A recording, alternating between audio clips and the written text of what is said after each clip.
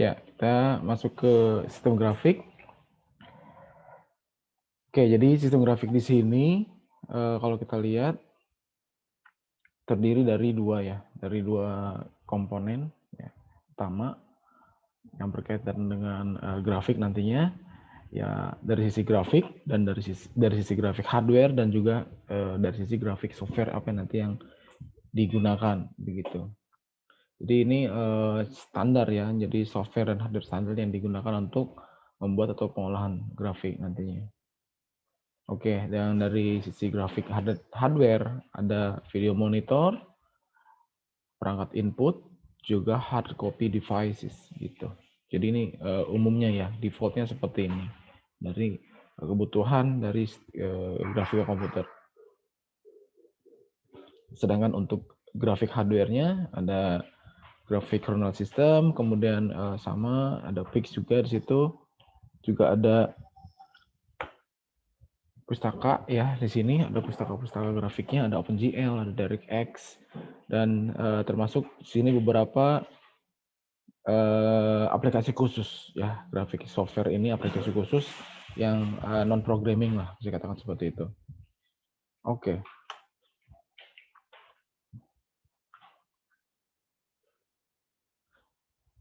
Selanjutnya grafik hardware ya, kita masuk ke hardware dulu. Yang pertama yaitu di video monitor.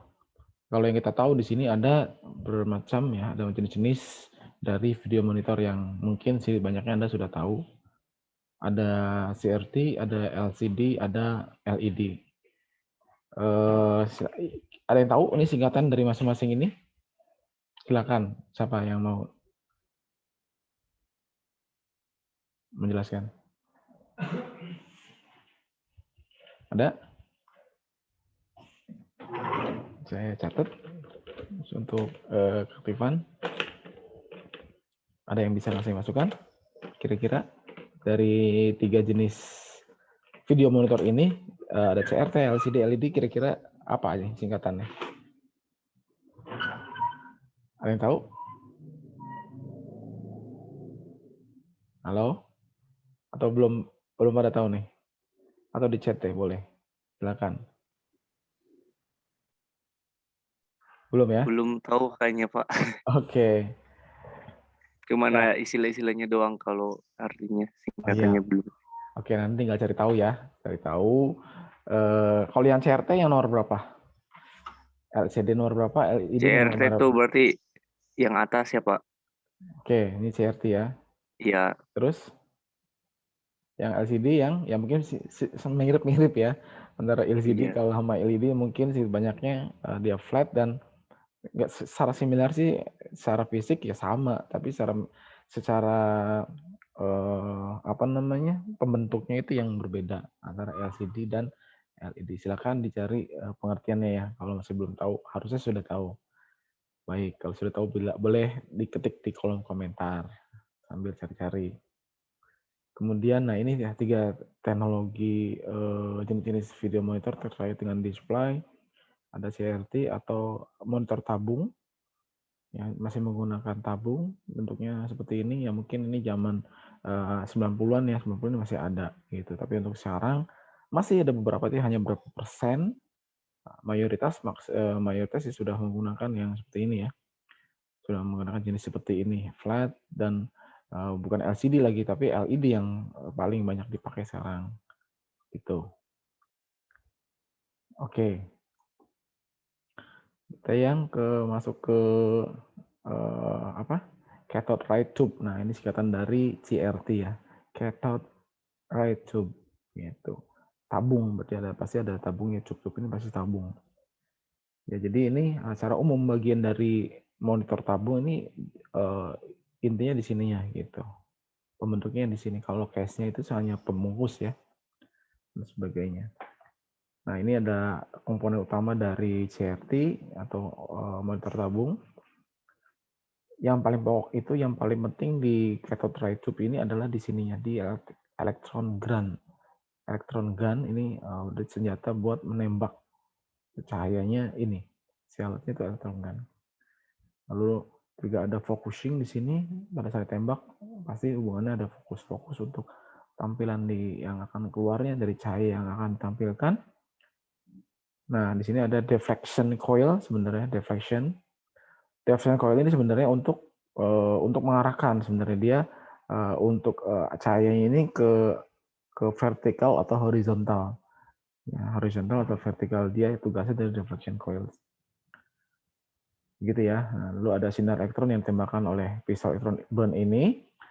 Juga di sini ada ditembakkan ke sini ya, nempel di phosphor coat screen. Nah, si cahaya ini akan nempel di fosfor ya, di fosfor.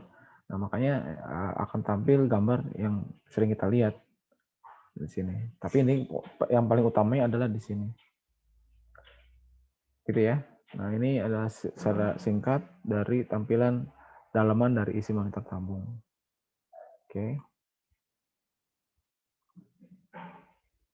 Ya, masih di sini juga. Bentar, ini nggak hilang-hilang ya.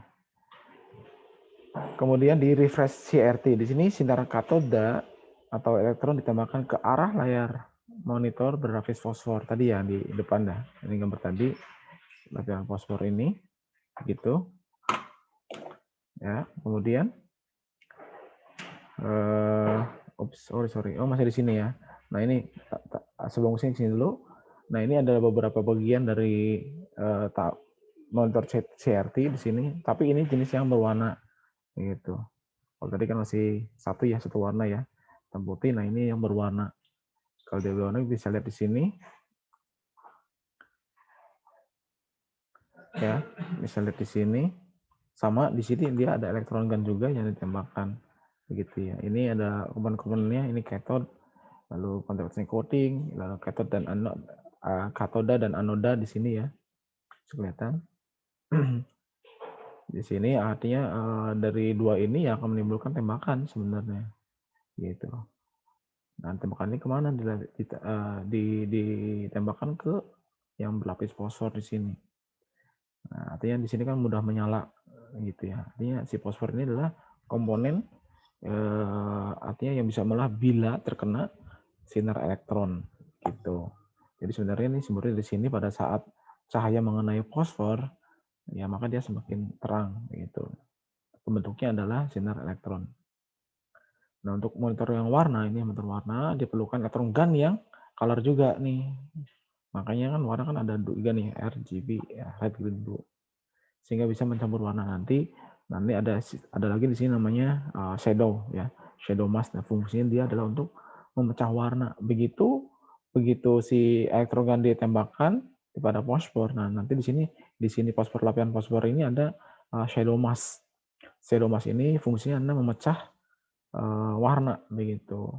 Jadi semakin banyak juga semakin memfokuskan mana yang akan ditampilkan begitu. Oke. Itu dari cathode ray tube ya. Jadi kalau kita lihat di sini dari refresh CRT ya, yaitu sinar katoda atau elektron ini ditembakkan ke arah layar berlapis fosfor yang tadi dikatakan ya akan terbentuk cahaya bila ada sinar elektron yang menyinarinya gitu. Nah, fosfor ini akan berpendar. Nah, pendar ini apa? Pendar ini akan pendar ini bisa nyala, bisa mati begitu dan bisa cepat hilang juga. Dan pasti di situ ada waktunya lah atau persistensinya. Jadi ada butuh waktu pendar dan hilang. Gitu ya. Nah, pendar atau cepat hilang, lalu elektron ditembakkan secara terus-menerus. Nah, fosfor ini pasti akan keluar pada saat elektron ditembakkan terus-menerus. Semakin banyak elektron masuk, semakin banyak sinar yang dipancarkan oleh fosfor. Gitu ya. Yang brightness juga semakin banyak elektron yang masuk, semakin banyak sinar yang dipancarkan fosfor. Ini yang memicu siapa ya? Brightness pasti. Brightness ini pengaturan dengan menggunakan voltase nantinya ya. Di mana semakin tinggi ya semakin cerah. Juga bisa lihatnya dari semuanya ini tergantung dari sebenarnya lebih ke brightness ya. Yang akan terkonek dengan si tadi ya, si elektrogun tadi yang menembakkan sinyal elektrik yang mengenai fosfor. Begitu semakin lama ya semakin akan nyala terus begitu. Begitu sudah tidak ada sinar elektron yang mengenai fosfor ya berarti sudah mati begitu. Oke. Mengarahkan elektron. Nah, di sini medan elektromagnetik, elektrostatik ya. Di sini dua pasang plat dipasang CRT. Di sini ada dua plat ya. Ada plat vertical deflection ya, berarti ini untuk yang tadi dikatakan deflection ini untuk mengarahkan sinar nih ke arah vertikal atau horizontal. Nah, plat sini ada dua ternyata deflection. Ini terdiri dari plat ya. Ada yang vertikal dan ada horizontal deflection plates gitu. Jadi kalau misalkan ya pengen menghindari bentuknya sinarnya horizontal ya tugasnya dia. Kalau yang secara vertikal dia. Jadi gitu ya. Kemudian ada terkait dengan fosfor di sini ada beberapa istilah ya terkait dengan fosfor. Yang pertama ada persistansi gitu ya. Adalah waktu pendar meluruh menjadi 0,1 dari intensitas awal. Maksudnya gimana ya? Jadi begitu awal ditembakkan, misalkan baru mulai gitu ya, ya dia pasti intensitasnya kan sempurna, cahayanya sempurna, misalkan nilainya 100 begitu. Nah dia akan luruh atau hilang sebenarnya sampai dianggap hilang itu nggak sampai 0 sekali ya, tapi ada nilainya yaitu menjadi 0,1 begitu dari intensitas awal. Jadi kalau misalnya 100 ya turun-turun hilang-hilang menjadi 0,1. Lalu juga ada refresh rate, ini adalah banyak kali titik pada screen di refresh dalam 1 detik. Nah ini pengertiannya, gitu. Jadi ini ada hubungannya refresh rate ini dengan persistensi ya. Jadi titik pada screen itu supaya screen terlihat menyala terus-menerus harus sering di refresh, tapi tidak secara kontinu. Itu. Jadi berapa sering itu akan di refresh. Saking cepat sebenarnya proses refresh ini sering pergantian gambar kita lihat ya, daripada gambar dia harus sering di refresh. Nah ini terkait dengan refresh ini saking cepatnya, maka kita nggak kelihatan kalau ternyata di situ ada kegiatan yang namanya refresh rate, gitu ya. Oke, lalu ada istilahnya lower persistency. Lower persistency adalah cepat mati, maka harus diperbanyak dulu nih frekuensi refreshnya, atau di sini higher refresh rate. Ini jenisnya adalah lower persistency, higher refresh rate, dan ini digunakan cocoknya untuk bagus untuk animasi. Sedangkan higher persistence ini adalah lower refresh rate, bagus untuk gambar statis dengan kompleksitas tinggi. Gitu ya. Ini hubungannya dengan refresh rate dan persistence. Jadi kalau misalkan kita lihat ya untuk yang lower persistence ini, contohnya misalkan untuk kebutuhan animasi ya, misalkan. Nah di animasi ini kan yang kita tahu misalkan standar frame rate-nya ini misalkan yang kita tahu ya animasi ya, nggak begitu cepat pergerakannya ya. Ini di antara 25 sampai 30 ya fps ya, frame per second gitu, frame per detik ini. Maka di sini frame rate ini harus lebih besar daripada itu gitu. Yaitu bisa antara 30 sampai 60, bisa sampai 70 atau 80 ya tergantung dari kemampuan display ininya monitornya begitu.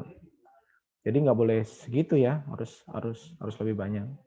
Dan untuk yang higher persistency ini atau istilahnya yang lebih lama matinya ini akan meringankan kinerja sebenarnya. Nanti bisa meringankan kinerja untuk bisa meringankan kerja kita.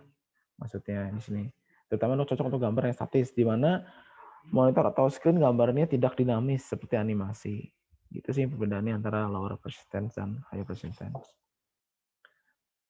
Terkait dengan tadi selanjutnya ada resolusi nih. Ini faktor yang lain yang selain persistensi di refresh yaitu ada resolusi. Resolusi ya, bukan revolusi ya. Jadi resolusi ini adalah jumlah titik maksimum yang dapat ditampilkan tanpa overlap pada sistem CRT. Jadi kalau dikatakan resolusi ini adalah resolusi ya benar ya. Ini kerapatan titiknya tergantung dari tipe fosfornya. Seberapa padat butiran fosfornya dan intensitas yang ingin ditampilkan. Kalau resolusi ini sebenarnya kalau ingin kita tergantung dari pixel nantinya ya, berapa titik tadi kan apa namanya yang kita lihat ini ada shadow mask-nya ini, lihat ada berapa titiknya, semakin rapat ya semakin gambarnya semakin jernih gitu ya, tajam gitu. Ini artinya ke sana.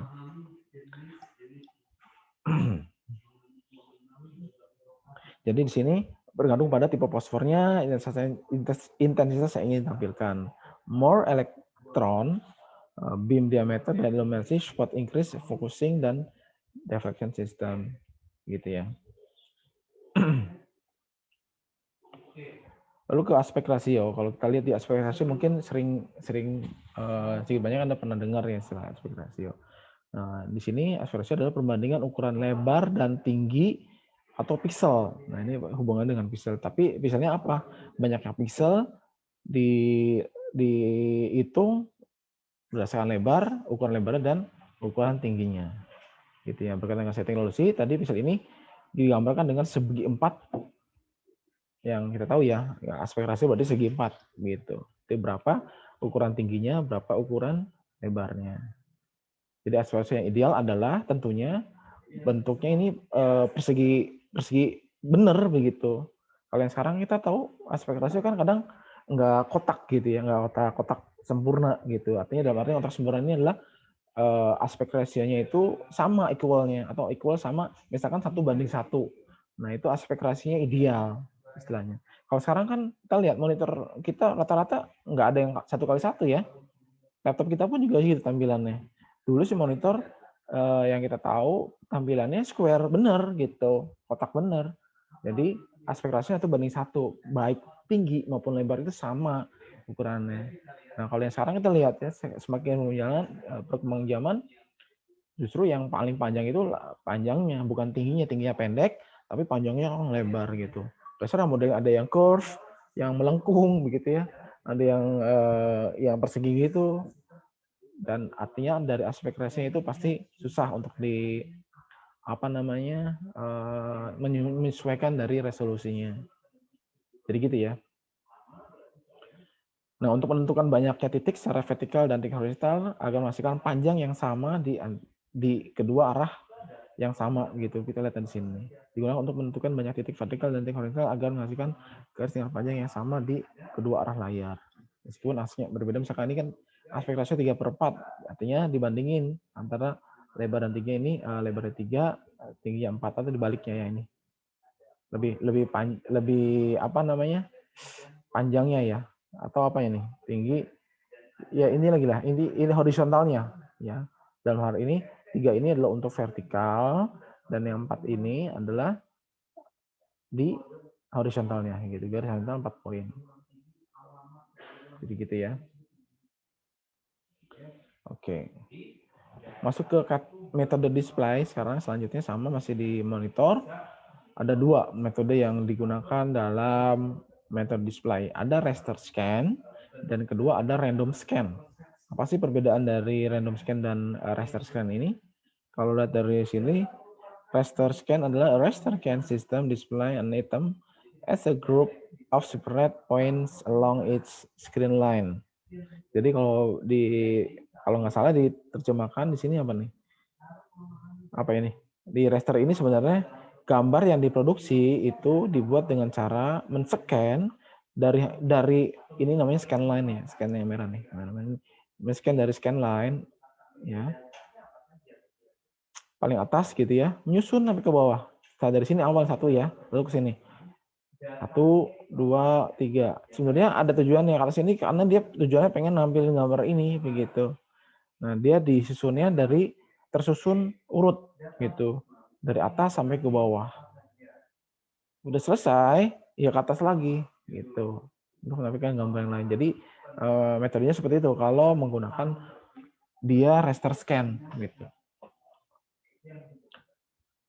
Sedangkan untuk yang random scan ini gambar diproduksi ini atau ditampilkan ini secara tidak berurutan. Beda seperti raster scan. Nah, pada random scan ini kita lihat ya, ini scan line-nya ini acak begitu. Langsung ke objeknya yang dibuat. Enggak berdasarkan satu-satu, berdasarkan scanline ini dari atas ke bawah, lalu ke atas lagi. Kalau yang random, dia langsung ke objeknya. Jika ada objek yang ingin ditampilkan, ya langsung ditembakkan objeknya. Gitu ya. Itu saja. Itu dua ya, perbedaan antara random dan raster. Pada raster scan display ini elektron ditembakkan per baris. Nah, ini kalau saya sama saja ya, tegas lagi. Elektron ditembakkan per baris dari atas ke bawah sama kayak tadi. Gitu. Intensitas dihidup atau dimatikan untuk mendapatkan pola titik yang dipedarkan, gitu ya. Jadi intensitas ini dihidup atau dimatikan untuk mendapatkan pola titik. Nah, makanya titiknya muncul, gitu ya. Gambarnya ini tampilkannya. Oke. Bentar.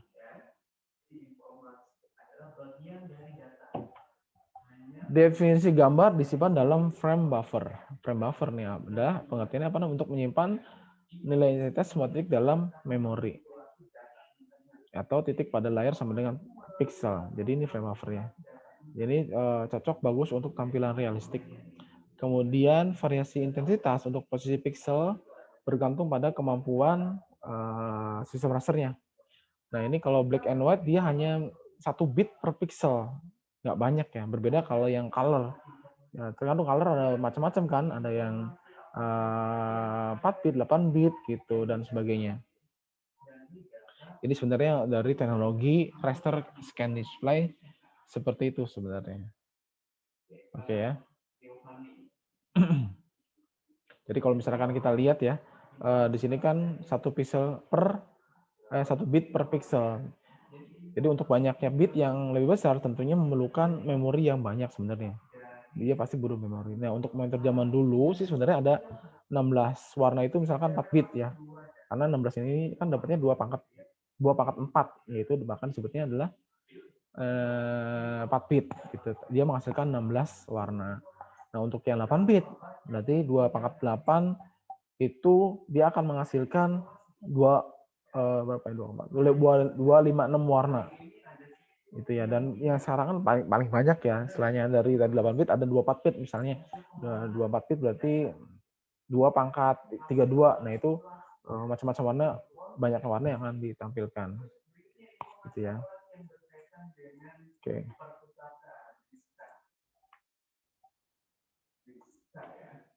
Oops, sorry, maaf. Saya keluar ya, ini kepencet. Mohon maaf. Ada sama nih. Bentar ya. Oh ini ya, sini ya. Oke. Raster scan display masih di raster. Dia refresh rate-nya ini 60 sampai 80 frame per detik atau frame per second.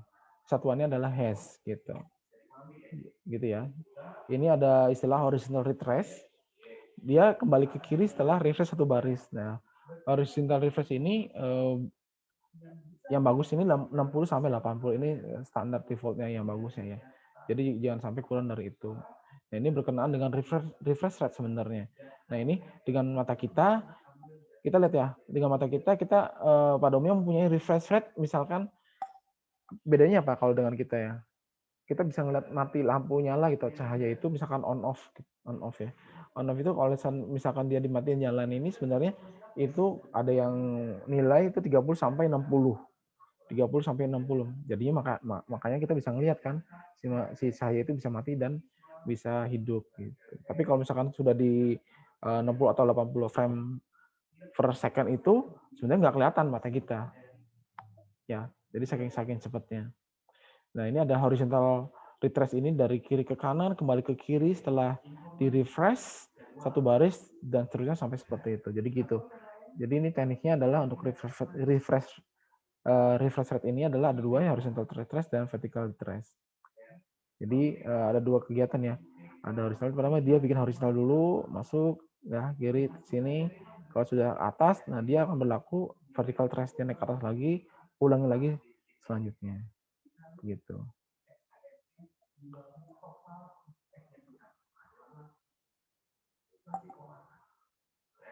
Raster scan display ini interlace refresh produce.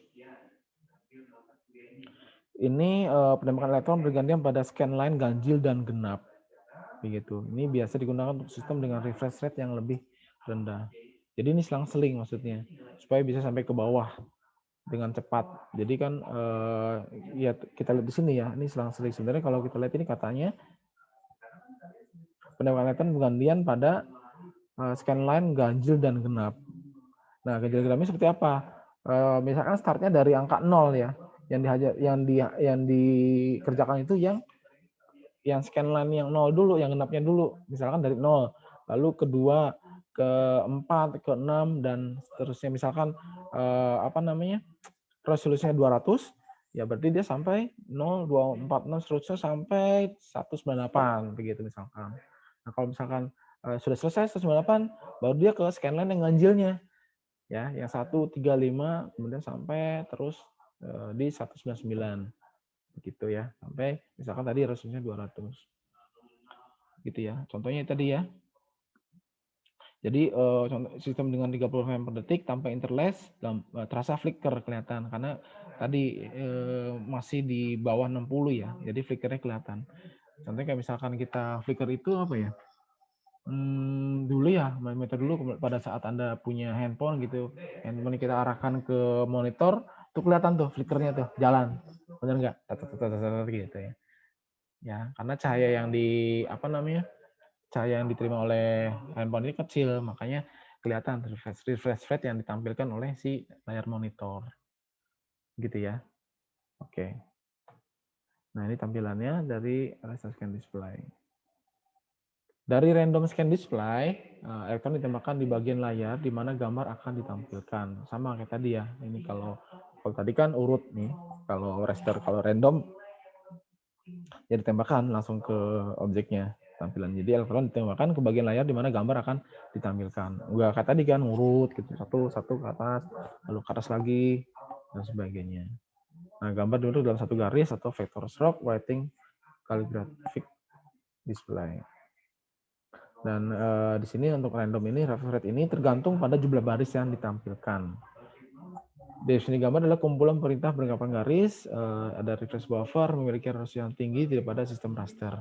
Dirancang untuk aplikasi menggambar garis. Contohnya misalkan untuk arsitektur, ya engineer, ini cocok untuk yang scan display. Ini sudah mulai ditinggalkan, teknologi menggambar garis pada dasar display semakin berkembang, yaitu semakin canggih ya sekarang. Di CRT monitor, ya ini monitor tabung tapi berwarna. Warna ditampilkan menggunakan kombinasi fosfor yang memandarkan warna yang berbeda-beda. Ya, warna berbeda ini kan 3 sebenarnya, RGB itu. Oke, metodenya adalah beam penetration, ada shadow mask. Yang pertama yang beam penetration ini adalah dia gunakan dengan random scan. Dia digunakan dengan menggunakan metode random scan monitor. Gitu ya, random scan. Nah, dua layer fosfor dilapiskan di dalam LCT, biasanya merah dan hijau. Warna ditampilkan berdasarkan beberapa jalur elektron menembus layar. Nah, ini ya. Beam dengan metode beam penetration ini use with random, oke. Dengan menggunakan random, kemudian two layers fosfor usually red and green. Nah, ini biasanya dua ditembakkan nih, red dan green ya, are code inside of CRT screen.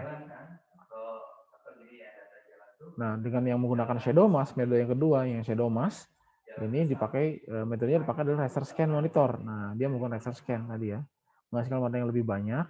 Satu posisi pixel memiliki 3 fosfor berwarna. Gitu. Jadi pada saat tembak ya dia pasti 3 warna ini yang berjalan. Oke. Ini masih ya. Jadi pada shadow mask ini grade shadow mask di belakang layar berfosfor diatur berdasarkan politik fosfor. Sinar elektron diarahkan melalui lubang di shadow mask mengaktifkan titik fosfor. Oke. Variasi warna didapatkan dari kombinasi intensitas dari 3 warna dasar tersebut. Nah, ini CRT monitor ya. Ini shadow mask-nya. Tampilan seperti ini. Kalau CRT monitor menyalakan salah satu fosfor elektron tadi ya, satu ini ada 3 warna, menambahkan warna sesuai dengan pistolnya. Nah, 3 warna ini apa nih? Dengan intensitas warna. Kalau putih berarti 3 pistol dengan intensitas sama. Dia akan menghasilkan warna putih. merah dan hijau dia akan jika digabung akan menghasilkan kuning, merah dan biru akan menghasilkan magenta. Itu bisa diatur berdasarkan banyak warna. Ini contoh misalkan ada beberapa mode warna ya, pas mode warna RGB. Ini kalau harus ada 2 bit, 4 bit, 24 bit, 32 bit warna atau high color yang 24 warna istilahnya adalah true color atau 2 pangkat 24 gitu. Nah, ini ada yang namanya ini adalah intensitasnya maksudnya. Ya, jadi ada 4 ya, ada komponennya ya. Nah, ini contoh untuk yang 16 warna ya, 16 warna. Kita lihat 0 sampai 15. Jadi 16. Nah, ini intensitas red, green, blue-nya. Dan kalau misalkan kita lihat di sini ya, pada saat di tema menghasilkan warna apa sih sebenarnya dari tadi apa tadi si pistol ini jika mengenai warna-warna yang di tadi ini akan menghasilkan warna apa begitu. Misalkan dia 00 ya dia akan menghasilkan warna black gitu ditambah dengan intensitasnya. Kemudian misalkan satu-satu yang warna white gitu ya. Oke. Kalau misalnya kuning diplo dari mana kira-kira kalau kuning? Kuning berarti untuk NC1 yang RG-nya itu red sama green-nya ini satu-satu. Misalkan tadi apalagi ya lain ya sama ya. Untuk misalnya masukkan yang lain yang tadi magenta gitu ya. Jadi merah dan biru. Oke. Ini contoh saja. Flat panel ini adalah lebih tipis dari CRT. Lebih tipis dari, tapi sebenarnya ini sudah tidak menggunakan tabung lagi ya. Nah, jenisnya ada 2. Sudah tidak menggunakan tabung, tapi sudah menggunakan jenis yang berbeda. Ada LED dan ada LCD. Ya. Nah, LCD berarti non emisi display. Kalau LED emission display. Emissive display di sini adalah merubah energi listrik menjadi cahaya. Jadi sumber utamanya adalah merupakan sumber cahaya sebenarnya dari listrik awal mulanya. Contohnya ada panel plasma, LED, monitor LED, flat CRT. Nah, itu merupakan tipe-tipe si sumber daya utamanya adalah awalnya itu dari energi listrik yang dirubah menjadi cahaya. Jadi LED yang kita punya, monitor kita gitu ya, laptop kita itu LED ini dibangkitkan dari energi listrik. Yang kedua ada non-emissive display. Nah, ini menggunakan efek optik untuk mengubah cahaya dari sebuah sumber menjadi pola grafis. Nah, ini non-emissive ya, berarti ini adalah dari efek optik yang berubah menjadi cahaya dari sebuah sumber menjadi pola grafis. Ini contohnya adalah LCD.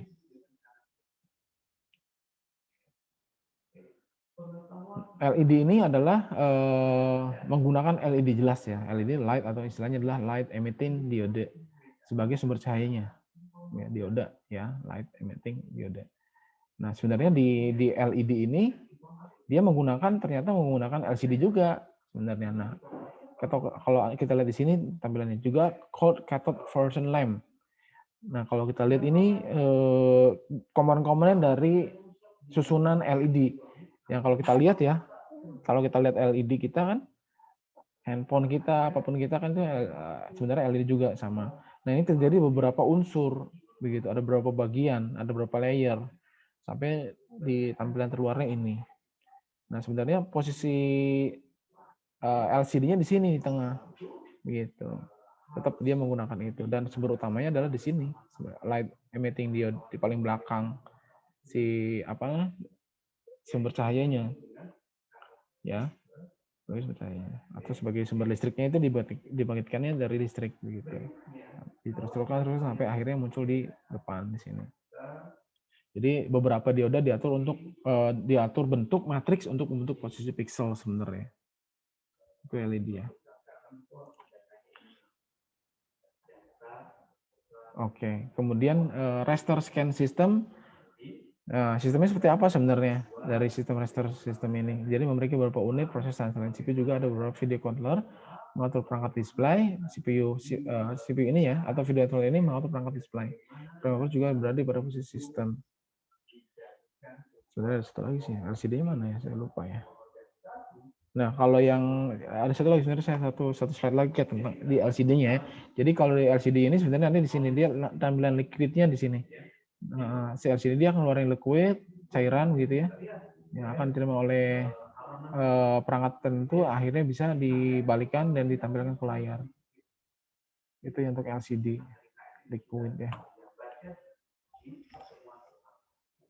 Ya ini terkait dengan rasa scan display tadi. Sebenarnya pembentuknya ini kalau monitor hanya tampilan saja sebenarnya yang tadi yang apa namanya ditampilkan. Tapi sebenarnya yang paling utamanya di sini otaknya adalah di video controller sebenarnya. Ya, atau yang dikatakan di sini selain CPU juga ada video controller sebagai pengatur perangkat display. Dia hanya mengatur untuk perangkat displaynya. Nah, kalau CPU kan secara keseluruhan ya mengatur kinerja sistem. Nah, untuk yang monitor dia punya khusus sendiri. Termasuk sekarang sudah tidak mengganggu lagi nih CPU-nya apa, kemudian kebutuhan dari CPU misalkan RAM-nya, karena dia sudah punya RAM sendiri, punya CPU sendiri gitu. Dan mungkin tadi disampaikan kadang harga video controller ini lebih mahal dari harga CPU-nya mungkin ya, karena kan karena kebutuhan dari detail dari display atau monitor yang ingin tampilkan objeknya itu karena emang butuh keakuratan yang lebih tinggi gitu maksudnya. Oke. Oh ini LCD ya. Mengirimkan sinyal melalui material liquid kristal yang dapat mengatur atau mencegah sinar. Jadi di sini ini liquid kristal ini memiliki molekul seperti kristal mengalir seperti cairan. Jadi di sini nih ya liquid kristalnya di sini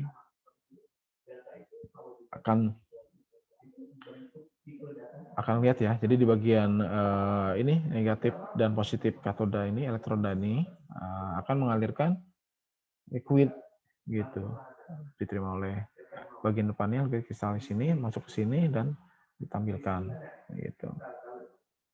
Iya, jadi pembentuknya bukan listrik. Kalau liquid ini lebih ke cair kimia lah begitu ya. Kalau sana kan LED kan bukan kimia, emang dari listrik dibangkitkan ya. Oke, sedikit lagi. Nah, raster juga sama ya. Sebenarnya ini sama ya. Semuanya ini baik raster maupun pembentuknya ini dibantu pemrosesannya dilakukan oleh video controller. Nah, di dalam video controller sini ada area khusus dari memory system yang digunakan untuk frame buffer. Video controller memiliki akses langsung ke frame buffer. Jadi dia punya hak penuh untuk bisa untuk kebutuhan displaynya ini dilakukan oleh video controller. Sama ini ya, tadi masuk ke perangkat input sekarang ya dari hardware sudah beberapa perangkat terkait dengan displaynya ya. Nah, beberapa perangkat yang lain juga kan ada yang lain. Nah, sekarang ke perangkat input ada beberapa, ada ya ini sudah terbiasa ya kita ya, ada keyboard, mouse, trackball, dan spaceball, joystick, data glove, digitizer, image scanner, touch panel, light pens, dan voice system. Oke, yang pertama keyboardnya ini sudah sangat biasa ya, sering kita gunakan. Jadi keyboard ini adalah merupakan alphanumerik. Oke, dia hanya bisa memasukkan teks dan bukan grafik. Jadi nggak bisa memasukkan inputannya itu berupa grafik, dia hanya inputannya berupa teks saja. Kursor kontrol, ada kursornya.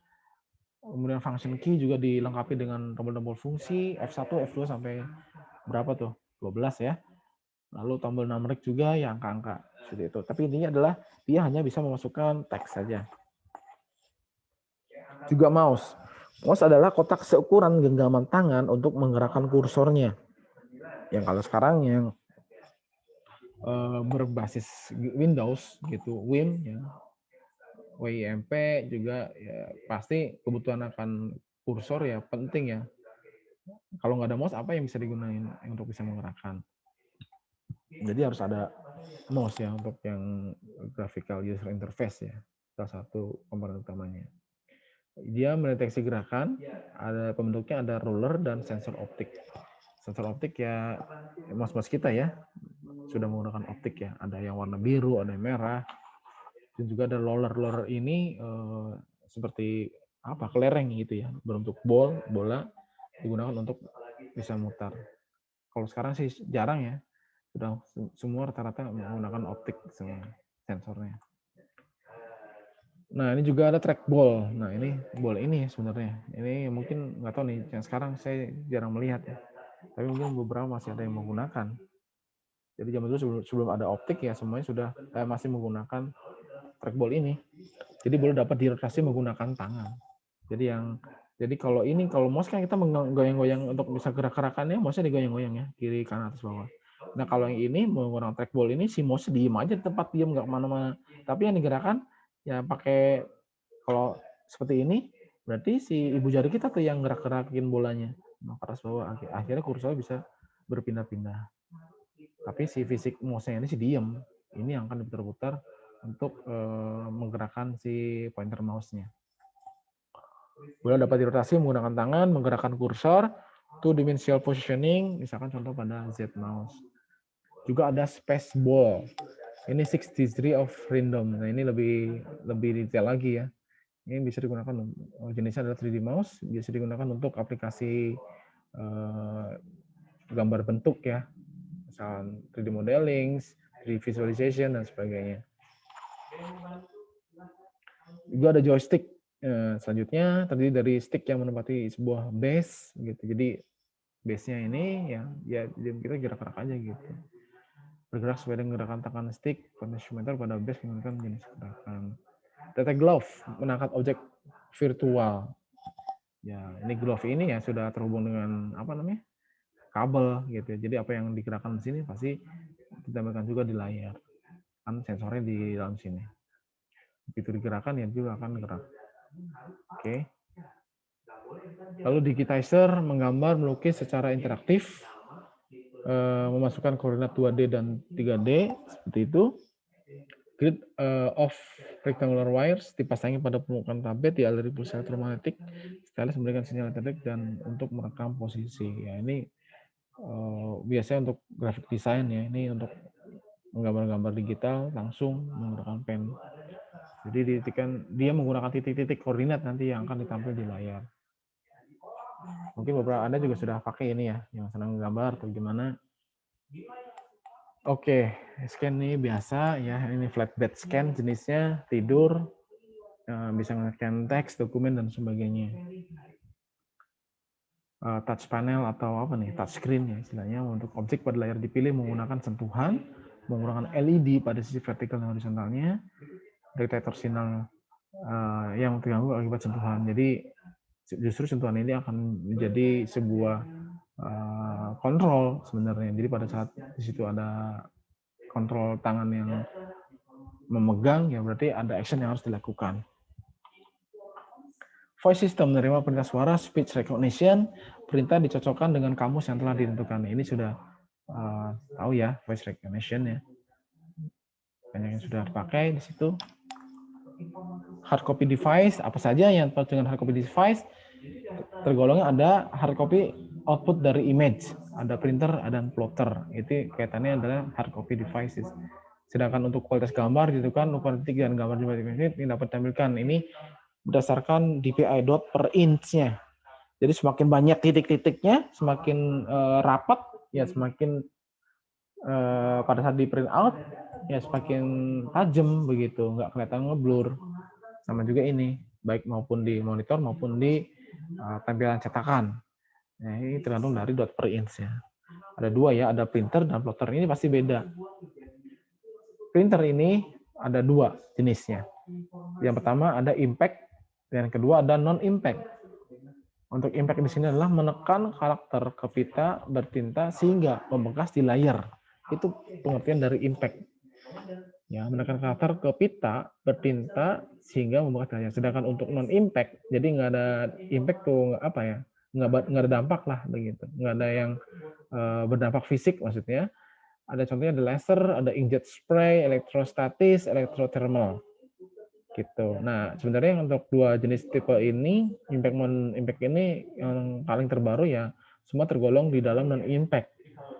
All impact lebih ke jadul ya, zaman-zaman dulu printer-printer masih menggunakan pita begitu. Mungkin Anda sering, tapi sekarang masih diproduksi sebenarnya, karena beberapa tidak bisa nggak begitu dijaga, disamaratakan, artinya nggak bisa diterima lagi. Nah, untuk yang dot matrix ini, untuk yang impact ini masih dipakai. Nah, ini dia, yang impact printer ya. Contohnya mungkin sebenarnya sudah tahu ya. Ada yang pernah pakai belum? Ada pakai printer ini belum? Silakan di kelas ini. Pakai Pak, saya pakai di rumah. Masih pakai? Buat ini transaksi listrik Pak, pembayaran listrik. Oke, berarti ada ini ya, ada usaha di rumah ya. Iya Pak. Carbonize nggak? Saya juga pakai, Pak. Oke, ada 2 ya. Yang tadi siapa barusan ngomong? Fatur, Pak. Fatur pakai apa Tur di rumah? Ada usaha atau Pakai enggak? yang ya sama kayak Shiva tuh, Pak. Oke, tapi kalau selain buat usaha, kira-kira bisa nggak kita pakai sekarang? Bisa Pak, cuman ya nggak ada warnanya. Itu Ada semua. juga, Pak, yang pitanya menggunakan pita berwarna. Ada juga. Gitu. Tapi emang harganya luar biasa mahal sekali. Kalau zamannya saya dulu ya, itu susah banget, mahal banget. Bisa berwarna, nggak cuma black white untuk yang jenis ini, begitu.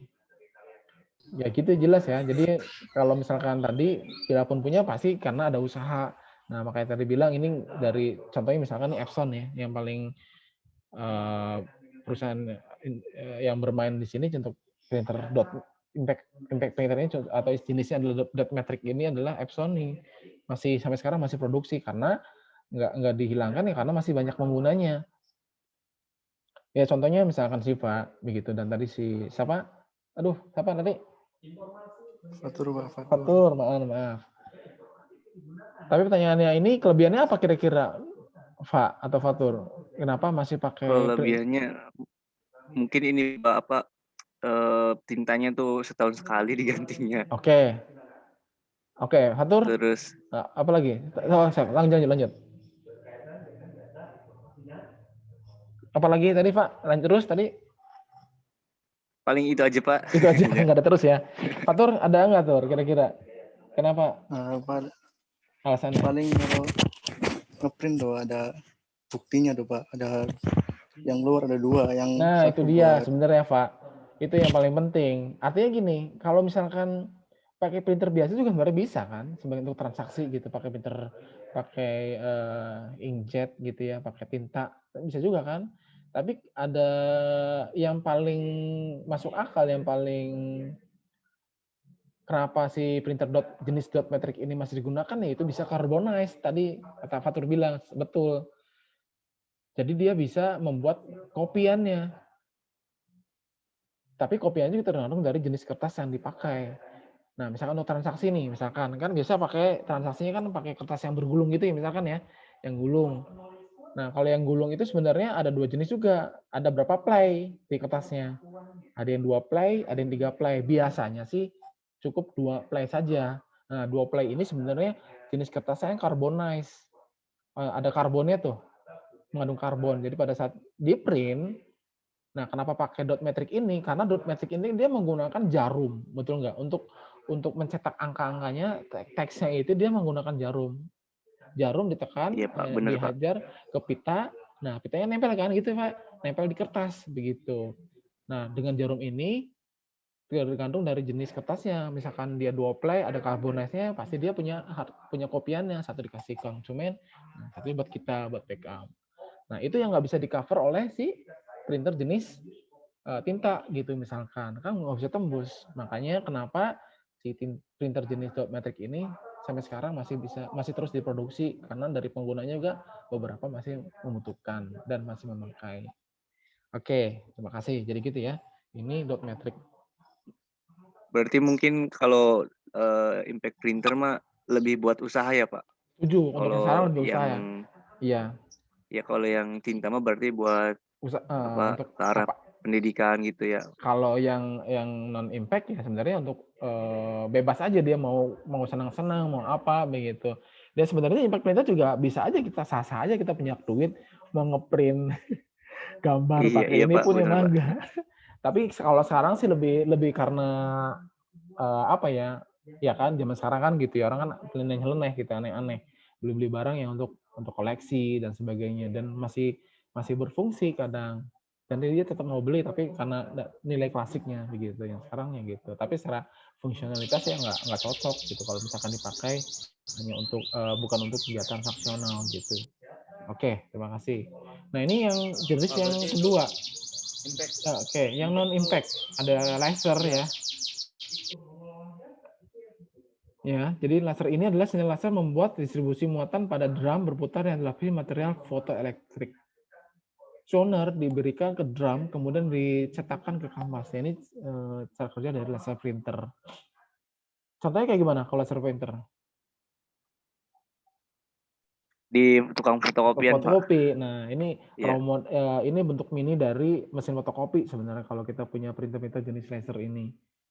Jadi dia tintanya ini bukan lagi tinta gitu ya, bukan lagi pita, tapi toner.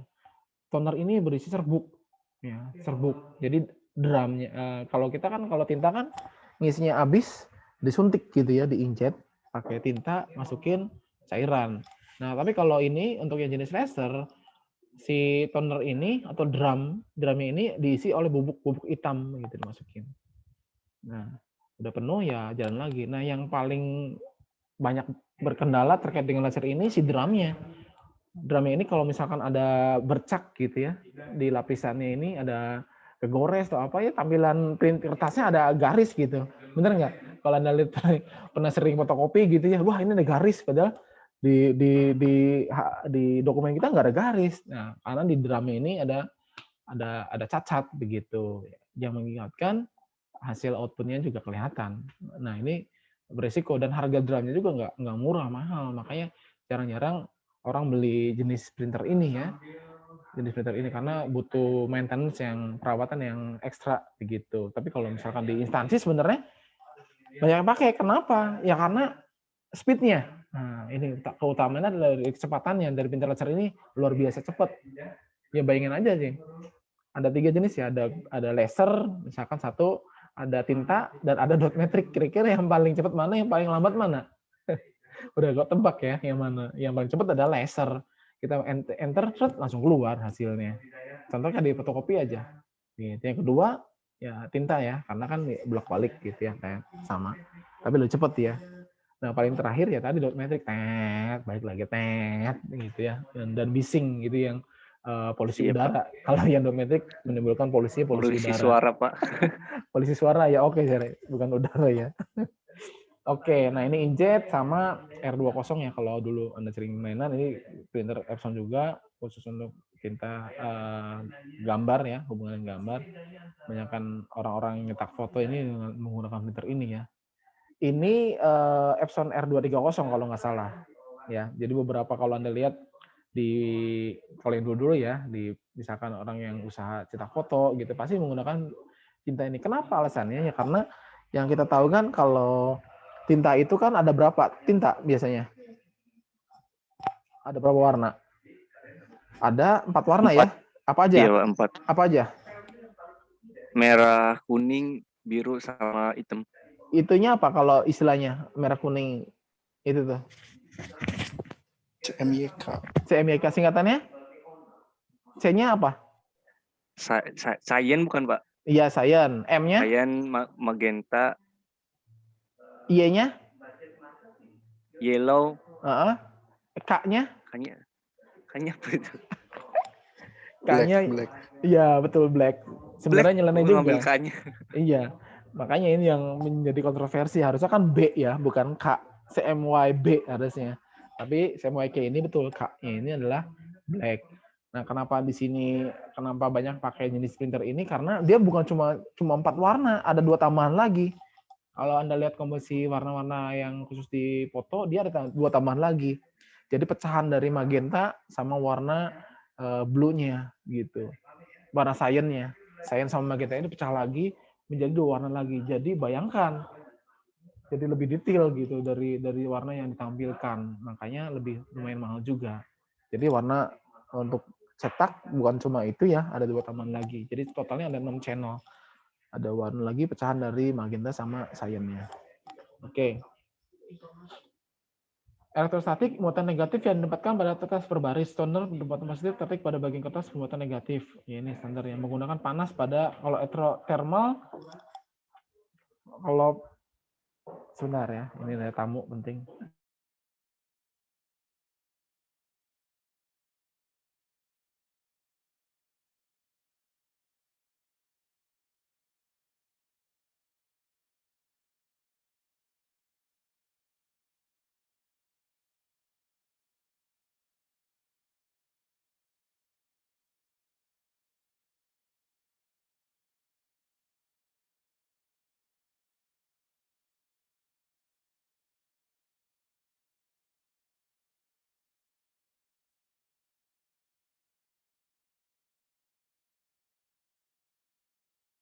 Mohon maaf ya, ada tamu.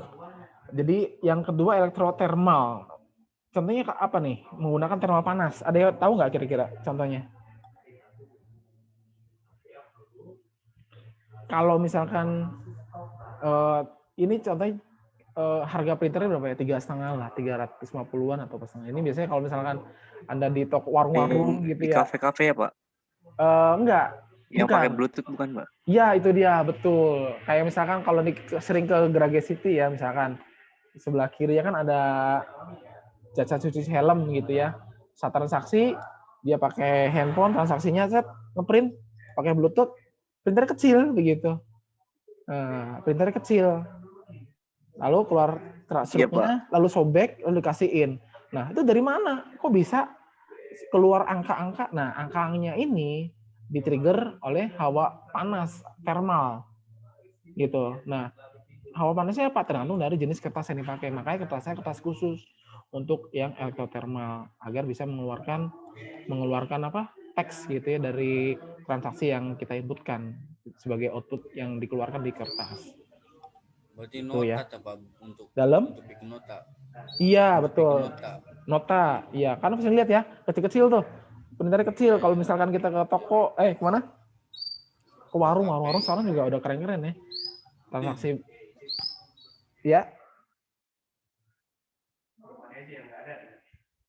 Iya, oke.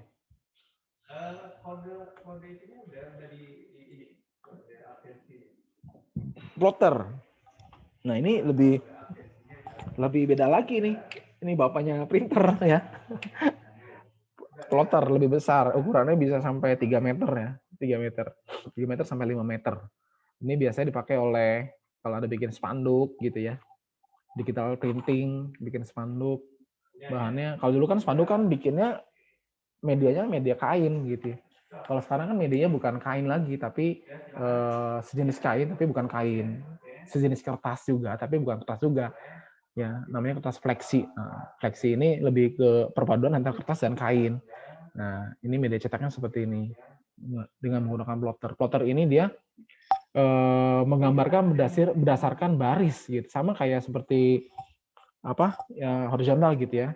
Tapi dia berbeda dengan printer dot matrix. Nah, dia menggunakan pena atau pensil. Jadi si plotter ini, si tinta ini ditaruh di pena atau pensil gitu ya. Nah, dia akan menggambar dari pena ini. Ya, variasi warna dan ketebalan lebih bagus, pasti semakin tebal ya. Mechanical arms untuk memegang pena dan pensil. Begitu, jadi bisa banyak. Juga ada untuk plotter ini ukuran kecil. Kalau misalkan gini, si plotter ini bukan cuma pena pensil, tapi juga dilengkapi dengan cutter ya, atau apa istilahnya tadi, pisau. Jadi kalau misalkan Anda bikin apa, cutting sticker gitu ya, cutting sticker, kadang Anda cutting sticker ini dilepas gitu ya. Nah, kok bisa sih ini pakai apa ngeprintnya? Kita lepas gitu ya dari dasarnya berbentuk apa. Nah, dia dipotongnya berdasarkan menggunakan plotter. Pada saat dicetak, sekaligus juga dia akan memotong. Begitu. Oke. Terakhir di software sedikit banyaknya tadi hadir di software sedikit ya. Ini ada klasifikasi, ada pemrograman umum dan pemrogram aplikasi khusus dibagi dua. Terdiri dari dua ya untuk yang software ini terkait dengan pembentukan grafik. pemrograman dan aplikasi khusus. Untuk yang pemrograman umum ini fungsi grafis bahasa pemrograman. Ya, apa saja sih bahasa pemrograman yang bisa digunakan untuk membuat grafik ini? Ya, pasti di sini juga melibatkan beberapa pustaka-pustaka ya terkait dengan grafis, ada OpenGL dan juga ada DirectX. Juga ada beberapa aplikasi khusus yang nanti bisa kita gunakan, yang kita coba manfaatkan di luar pemrograman begitu. Artinya dibuat untuk non-programmer. Ada program painting, ada CAD, ada CorelDRAW, ada Photoshop. Nah, mungkin nanti coba kita combine dengan menggunakan software-software tersebut. Sekian, itu saja yang bisa saya sampaikan. Hari ini ada 20 orang yang hadir ya, Pak. Total berapa orang sih, Pak? Masih belum fix tuh Pak, soalnya kemarin juga pas Masih banyak orang yang nggak bergabung ya? Iya, masih banyak di absen, beberapa dosen yang masih nggak ikut absen tuh Pak. Oke. Masih ada Iya. mahasiswa yang angkatan dulu yang masuk tapi